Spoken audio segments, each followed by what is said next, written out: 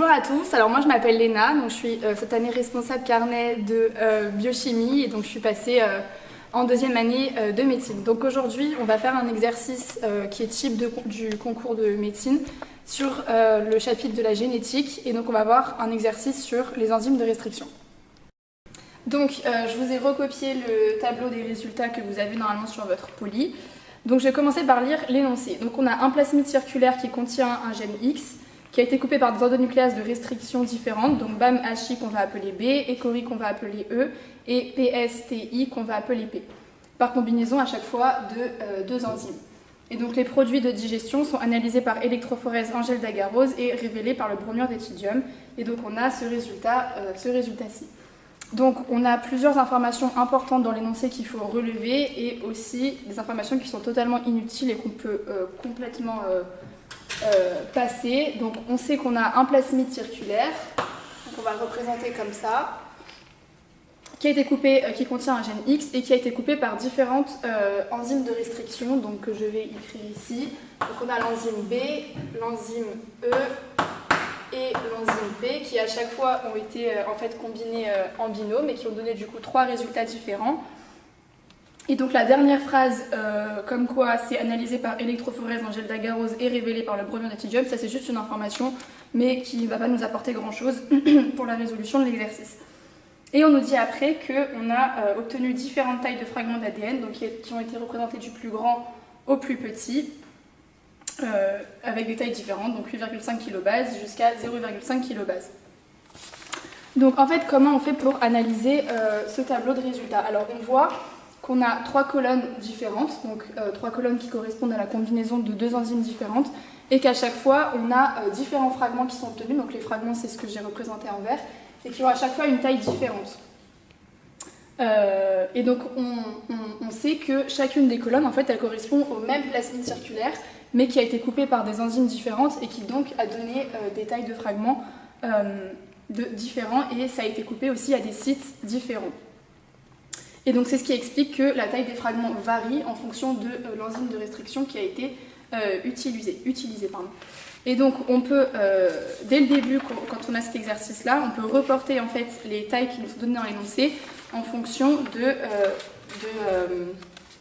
ok, je reprends. Je laisse 2 secondes, c'est ça? Ouais. Et donc quand on a ce tableau-là, on peut en fait, dès le début de l'exercice, avoir le réflexe de reporter les masses de fragments qui nous ont été donnés sur le tableau, parce que ce sera plus simple après pour répondre aux questions. Donc j'ai reporté les tailles qu'on nous a données, sachant qu'on sait que ce qui va migrer le plus loin, c'est le fragment le plus léger. Donc on sait que ce qui va être tout en haut, c'est le fragment le plus lourd, et ce qui va être tout en bas, ça va être le fragment le plus léger. Donc le plus lourd, on est à 8,5 kilobases.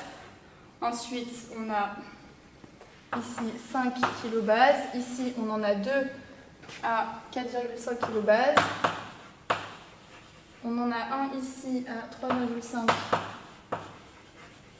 kilobases, 1 à 2 kilobases, à 1 à 1,5 kilobases, et enfin le plus petit qui a migré le plus loin à 0,5 kilobases. Ok, donc là on a analysé notre énoncé et donc on va pouvoir répondre aux questions.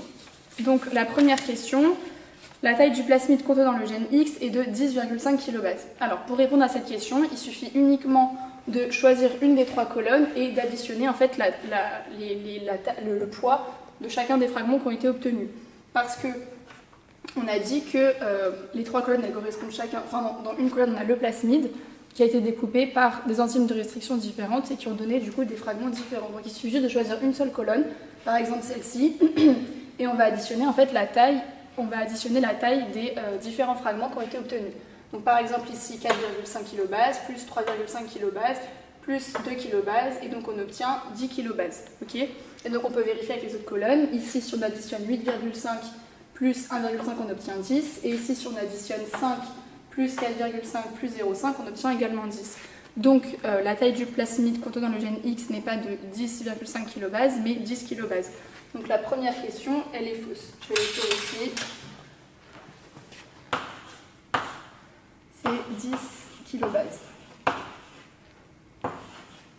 Ok, deuxième question. Alors pour les questions suivantes, il va falloir analyser de manière un petit peu plus précise le tableau de résultats. On sait en fait que si le plasmide a été coupé en 3 fragments, comme par exemple ici et ici, donc par exemple je vais le représenter comme ça. On a notre plasmide circulaire et par exemple dans la colonne B plus E et dans la colonne E plus P, on obtient 3 fragments. Donc par exemple de tailles différentes. Par exemple comme ça et comme ça. Donc si on obtient 3 fragments, ça veut dire qu'il y a eu 3 sites de coupure. Une enzyme qui a coupé ici, une enzyme qui a coupé ici et une enzyme qui a coupé ici. Ok ? Et de même, s'il est coupé en 2 fragments, comme par exemple ici, je vais le faire là, avec un fragment donc de 8,5, donc un gros fragment, et un de 1,5, donc tout petit, ça veut dire qu'il y a eu 2 sites de coupure. Un ici et un ici. Et donc on sait, d'après notre tableau, qu'on a uniquement la colonne B plus P où on obtient 2 sites de coupure ici.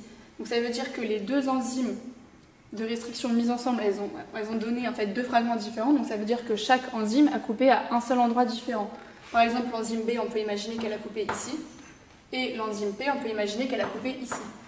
Ok ? Donc du coup, on peut déjà noter sur notre tableau que l'enzyme B, elle coupe à un seul endroit, tout comme l'enzyme P qui coupe à un seul endroit. Et après, donc, on complète dans les autres colonnes. Donc l'enzyme B, comme on a vu, elle coupe à un seul endroit, et l'enzyme P à un seul endroit. Et donc du coup, par exemple, cette colonne-là, la colonne B plus E, on sait que l'enzyme B, elle coupe à un seul endroit, donc par exemple ici, donc ça veut dire que l'enzyme E, elle a coupé, elle, à 2 endroits, ici et ici. Ok ? Donc du coup, l'enzyme E, elle coupe à 2 endroits. Et voilà, et c'est ce qui fait qu'on obtient du coup 3 fragments ici. Donc maintenant, quand on a fait cette analyse-là, on peut répondre aux questions. Donc deuxième question, le plasmide contient 2 sites de coupure pour l'endonucléase de restriction B. Eh bien, on a vu que non, que le plasmide contient un seul site de coupure pour l'enzyme de restriction B. Donc la deuxième question est fausse. On a un seul site de coupure. Troisième question. Le plasmide contient un seul site de coupure pour l'endonucléase de restriction P. Eh bien ça c'est vrai, on l'a vu ici que l'enzyme P elle coupe une seule fois. Donc la troisième question est vraie. Quatrième question, le plasmide contient un seul site de coupure pour l'endonucléase de restriction E. Eh bien ça c'est faux également, on a vu que l'enzyme de restriction E elle coupait à 2 endroits différents pour qu'on puisse obtenir 3 fragments.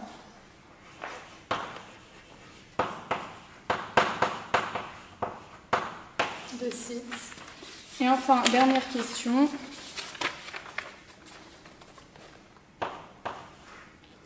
La longueur d'un des fragments obtenus correspondant à la coupure par l'endonucléase de restriction E seul est de 4,5 kb. Et bien là, en fait, on va tout simplement regarder les colonnes où on a du coup notre enzyme de restriction E, donc celle-ci et celle-ci. Et en fait, on va chercher le fragment qui est commun aux 2 colonnes. Donc c'est celui-ci, c'est ceci en fait. Et donc on voit que le poids de ces fragments, d'après l'énoncé, c'est 4,5 kb. Donc la 5e question est juste.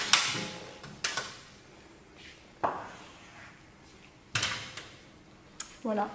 Donc j'espère que cet exercice aura été clair pour vous. N'hésitez pas à poser des questions sur le forum si ça n'a pas été très clair. En tout cas, bon courage pour votre année et je vous souhaite tout le meilleur. Au revoir.